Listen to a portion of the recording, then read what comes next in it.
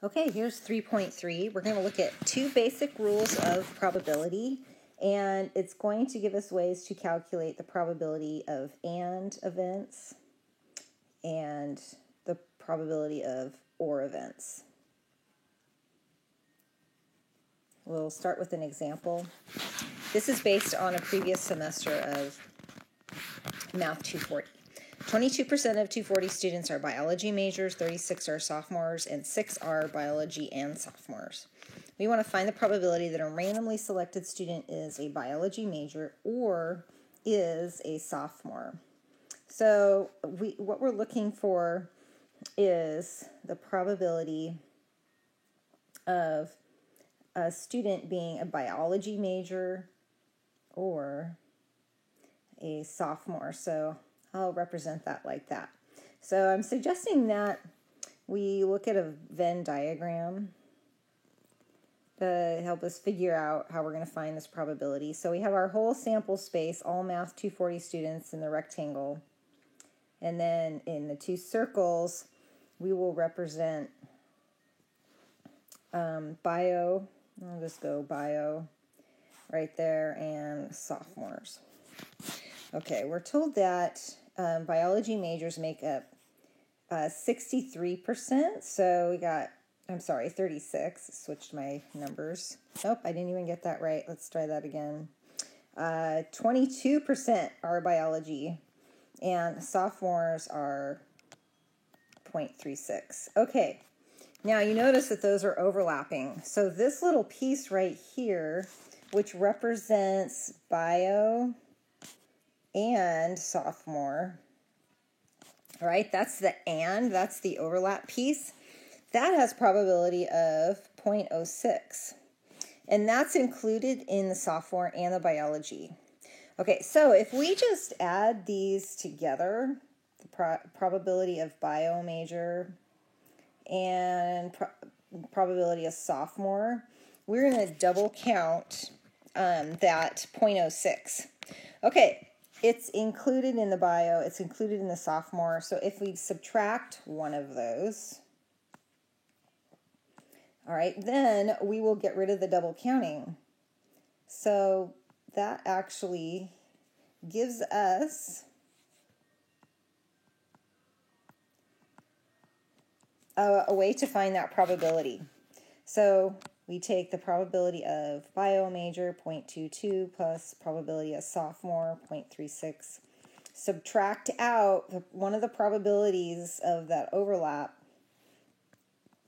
and so it's not double counted, and we get the probability of 0.52. Okay. So that gives us basically that's giving us a rule for probabilities that include or. So let's just jump down to our box here because we just figured out this addition rule for events with or. For the probability of A or B, it's going to be the probability of A plus the probability of B.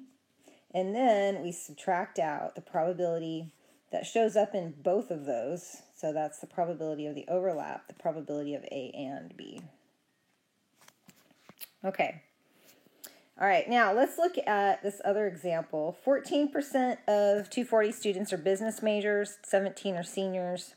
The events of selecting a business major and selecting a senior are mutually exclusive. Now we want to find the probability that a randomly selected 240 student is a business major or a senior. If we draw the Venn diagram,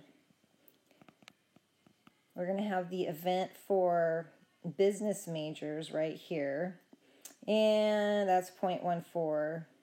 And we've got an event of seniors is right here, and we're told that they're mutually exclusive, so that means they're not overlapping. Looking at the probability of business major or senior, then we can take the probability of a business major plus the probability of senior major, and the probability of business and senior equals 0. So there is nothing to subtract. Okay, so it just remains just like what we have right here. So we take the 0.14 plus the 0.17, and so we get 0.31. Okay, so if we have mutually exclusive events,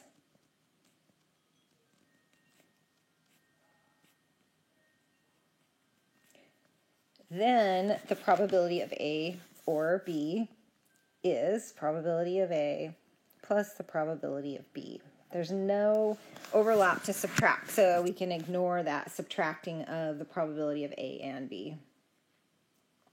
All right, so let's apply that to this example. We've got some probabilities there, and we're given some information. And we are going to want to create create a Venn diagram. And let's draw a Venn diagram of the events. So you got a rectangle for sample space. There's H. We know that it overlaps with K. So let's make that K. And then let's figure out where J goes. We know that J and K overlap because they have probability for J and K. But if you notice, the probability of J is the same as the probability of J and K. All right, so we got to think about what does that mean? What does that imply? Well, that means that J is totally contained inside of K. All right, so this piece of J is 0.21. That's what intersects with K, right? Everything in J there is also in K. And let's see, H has 0.43, K has 0.6, and the overlap between H and K is 0.15. And then the other piece of information we have is that J and H are mutually exclusive, so we have no overlap between those two, so nothing to highlight. Okay, so now let's find these probabilities. We want the probability of H or K. So just to refresh our memories, that's going to be the probability of H plus the probability of K minus the probability of H and K. All right, so picking those pieces out, we're going to have 0.43 plus 0.6 minus 0.15. All right, so that's going to give us a probability of 0.88.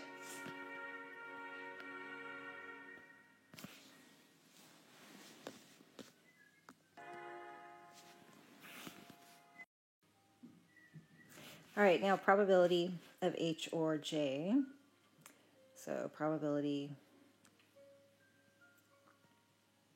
of H plus probability of J minus probability H and J. But we actually didn't really need that last piece because we know that they're mutually exclusive. So we can just take the 0.43 and add that to 0.21 for 0.64. All right, because we know that these events are mutually exclusive, so this probability H and J are equal to 0. Okay, K or J or K. So here we don't have mutual exclusive. So we're going to have probability of J plus probability of K minus the probability of their intersection, or the AND event.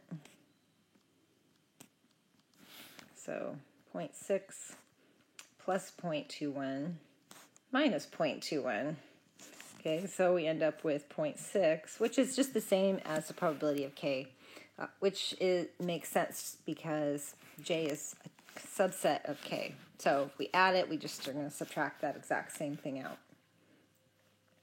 All right, now let's look at this conditional probability. So, and we need the probability of K in the denominator. And in the numerator, we want the probability of J and K. So we know that probability of J and K is 0.21, probability of K is 0.6. So we got 0.21 over 0.6, so we get 0.35. All right, probability of K given H. So in the numerator, we have the probability of H and K. And in the denominator, probability of H. So at the probability of H, 0.43, and the probability of H and K is 0.15.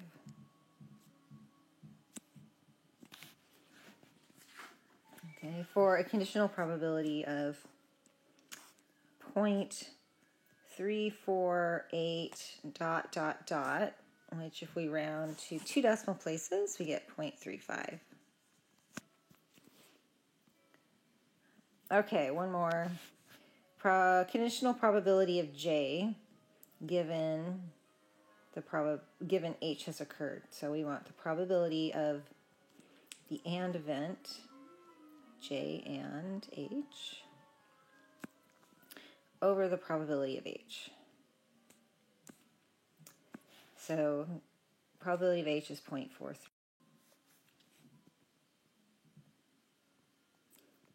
And J and H are mutually exclusive, so probability of J and H is 0, so this conditional probability is 0. Okay, that finishes off looking at the addition rule for events with OR.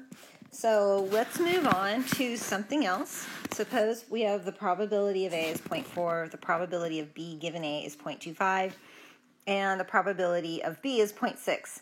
We want to find the probability of A and B. Okay, so far we have not come up with a probability formula for probability for AND events, but we do know how to find a probability for this conditional probability of B given A, right? It is the probability of A and B divided by the probability of A. So what we're looking to find is this right here. So if we want to solve for that, the probability of A and B, in other words, we want to get it by itself. Right now it's divided by that probability of A. Well, if we just multiply both sides by the probability of A, then we get a way to find the probability of A and B. Okay, so this is giving us actually the formula for the probability for AND events.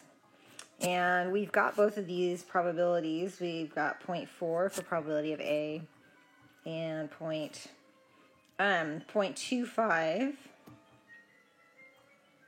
for the probability of B given A. So that gives us probability of 0.1 for the probability of A and B. Okay, let's look at this next one. We've got the probability of A is 0.5, the probability of B given A is 0.3, the probability of B is 0.3. So what do we notice about those two probabilities? A little bit of review. What does that tell us about, what does that tell us about these events in this particular example? If we've got the probability of B given A is 0.3 and the probability of B itself is 0.3. Well, that tells us that A and B are what kind of events? They are independent because A happening doesn't change the probability of B. Okay, so we can kind of go through the same thing here, except that because these are equal, we can just, instead of saying the probability of B given A, we can just say the probability of B is equal to the probability of A and B over the probability of A. So now solving for the probability of A and B, it is the probability of A times the probability of B. No conditionals in there because we have independent events. Okay, so we do that multiplication of 0.5 times 0.3, and we get a probability of 0.15. Okay, so we have basically figured out the multiplication rule for events with AND. We've got the probability of A and B equal to the probability of A times the probability of B given A. So in this one, we're assuming that the events are not independent. Now, this could also be the probability of B times the probability of A given B. We have to have one where it's just the probability of the event itself, and then the probability of the other event, the conditional probability of the other event. Now, if A and B are independent,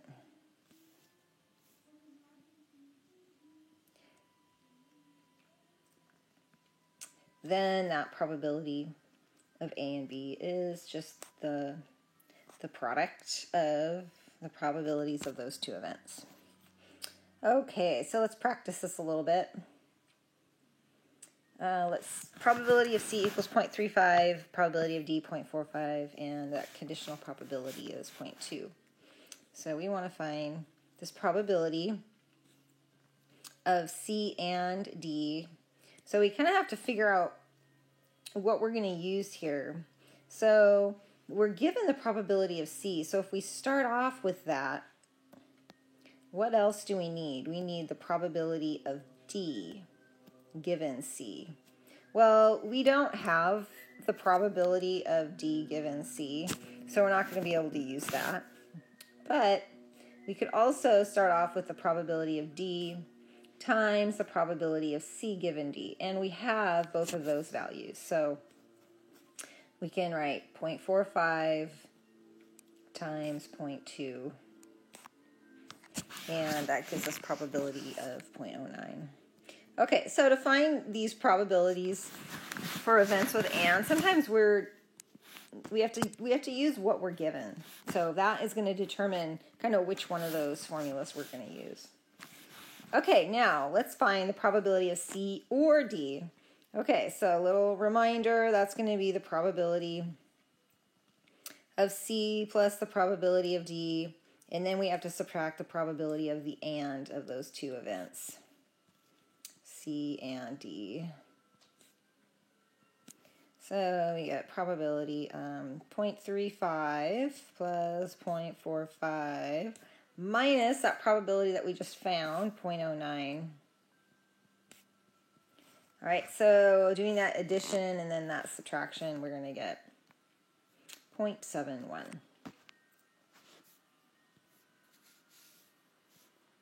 So if we, okay, now let's find this conditional probability. We've now kind of run through all our probability rules, all the formulas that we need. So we're kind of to this point where now we can just kind of mix them all up and find all the kind of probabilities that we want to find. So here we're going to take the probability of D and C and divide that by the probability of, hopefully you're thinking probability of C.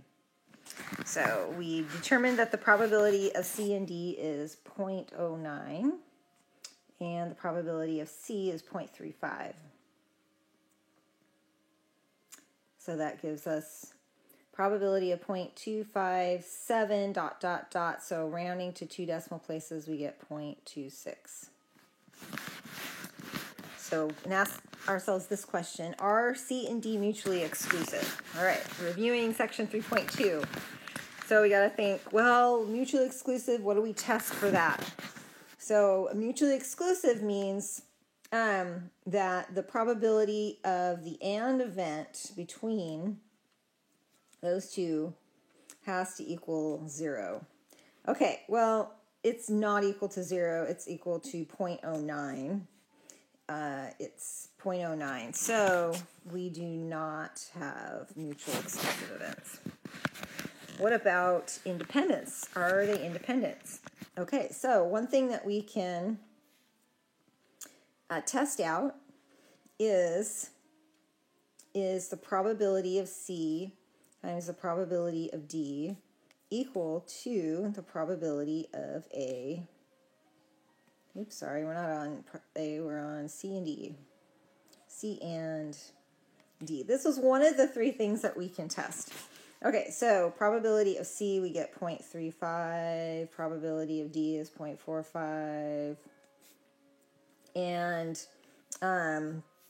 we're testing whether that equals 0.09, which we have previously found to be the probability of C and D.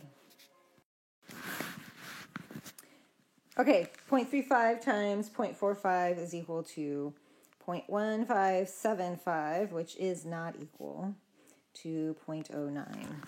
All right, so we have shown, because we don't have equality there, these events are not independent. Okay, let's look at this one. 33% of 240 students are freshmen, and of the freshmen, 16% are computer science majors. 11% of all 240 students are computer science majors. Find the probability that a randomly selected student is a freshman and a computer science major. There's a lot of pieces of information there, and we're going to want to pick out exactly what's being asked.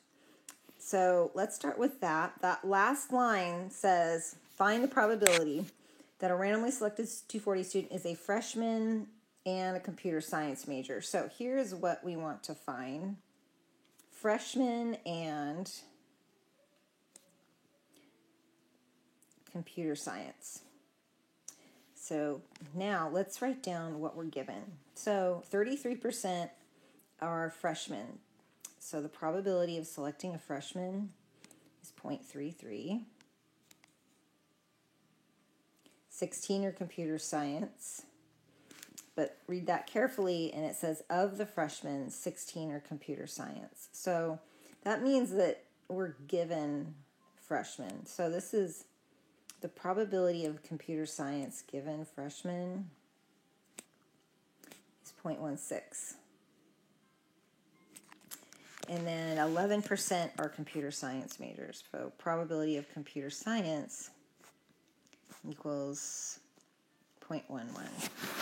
So we got to take what we're given to figure out this probability. Okay, so it's an AND probability, so we're going to use multiplication. And we're going to want to multiply one of the events, the probability of one event times the conditional probability of the other.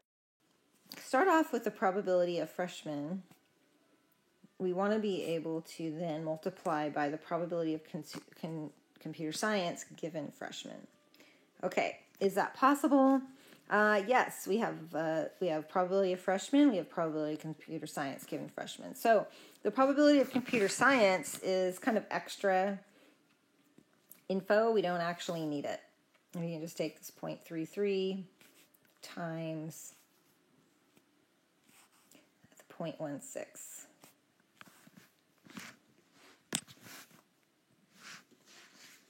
And that gives us probability of 0.0528. So So if we round that to 2 decimal places, we get 0.05. Okay, one more formula, one more rule, and this one has to do with complements. So we already defined this, so we're just going to look at now probabilities. So a complement of an event A is the event that A does not occur. So it includes all the outcomes that are not in A. And to find probabilities, we want to recognize that because the sample space has probability of 1, if we add together all the outcomes in an event and all the outcomes not in that event, all right, that's going to then include all the outcomes in the sample space. So that probability is equal to 1. So that's going to give us then a way to determine the probability of A if we have the probability of A prime, or its complement. All right, if we just subtract the probability of A prime from both sides, all right, we get 1 minus probability of A prime. And if we are looking for the probability of A prime, and we have the probability of A, we just take 1 minus the probability of A. Okay, let's look at this one. In a box of assorted cookies, 36 contain chocolate, 12 contain nuts. Of those, 8% contain both chocolate and nuts. Sean is allergic to both chocolate and nuts. So find the probability that a cookie contains chocolate or nuts. Okay, so what we're wanting to find here is an OR event. So the probability of, let's say, chocolate or nuts is what we're looking for. Now let's go back and kind of write down what we have. So we have the probability of chocolate equaling 0.36, and the probability that the cookie contains nuts is 12% of 0.12. Of those cookies, 8% contain both chocolate and nuts. So that's telling us that the probability of chocolate, abbreviate a little bit here, and nuts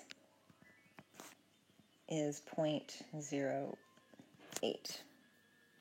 Okay, so to get chocolate or nuts, we're going to add together the probabilities of chocolate and nuts and then subtract the AND event. So 0.36 plus 0.12 minus 0.08.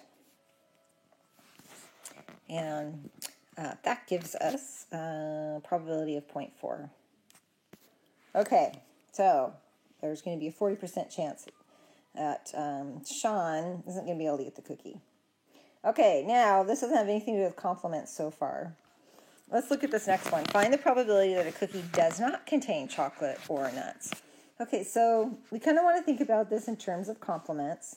So we're going to use a Venn diagram to kind of get at that. So let's take this to be chocolate, this to be cookies with nuts in it. Okay, now chocolate or nuts, if we shade that in the Venn diagram, we're going to get all of this. So that's shading, basically representing what Sean can't eat. So this next one is asking what's the probability that a cookie does not contain chocolate or nuts, that he can eat it. Okay, so he can eat it is basically the complement of, it's the complement of he can't eat it. Okay, so if we think of the cookies that he can eat as the complement of chocolate or nuts. Okay, so this is the probability that we're looking at. So we just found the probability of chocolate or nuts. So we just take 1 minus that probability.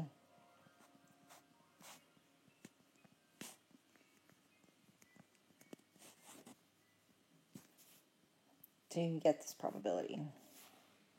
So 1 minus 0.4, and we get 0.6. Okay, so let's see here. I need to label.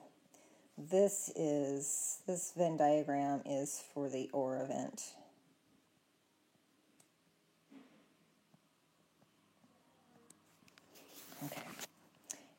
Okay, let's do another example. I'm going to let you pause and read this exercise, and then we'll get started. Okay, let's write down the pieces of information that are given to us. So first of all, we have the probability that someone has a type O blood is 0.43. Probability of Rh negative is 0.15. And the probability of O or Rh negative is 0.52. Okay, we're being asked in part A to find the probability that a person has type O blood and the Rh factor. Now, we learned the multiplication rule for events with and, but that requires that we have a conditional probability, which we do not have. So we got to take what we have. So notice that we have the probability of the OR event. So the probability of the OR event we can get by taking the probability of O plus the probability of Rh negative minus the probability of O and Rh negative. So that's the piece that we're looking for. And we have all the others. We've got all those other probabilities given to us. So if we just solve for that piece, the probability of O and Rh negative. All right, we're going to, add that to one side and then subtract the OR event. That's going to end up being the probability of O plus the probability of Rh negative minus the probability of the OR event.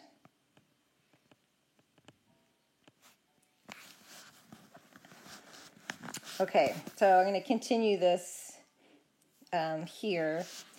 We can plug in all of those pieces. We got 0.43 plus 0.15 minus 0.52. Okay, and that is going to give us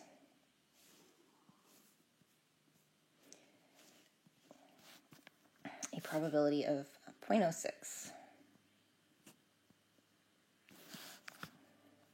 Okay, so we were able to back into that and probability by using the addition rule for OR events. Okay, now let's take that result and look at part B. We want the probability that a person does not have both type O and the Rh factor. Okay, so here's a case where we want to find the complement of that and event.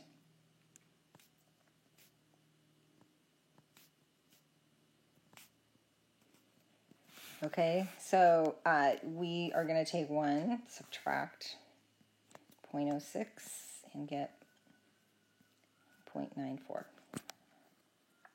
Okay, that's it for chapter 3. Let me know if you have questions.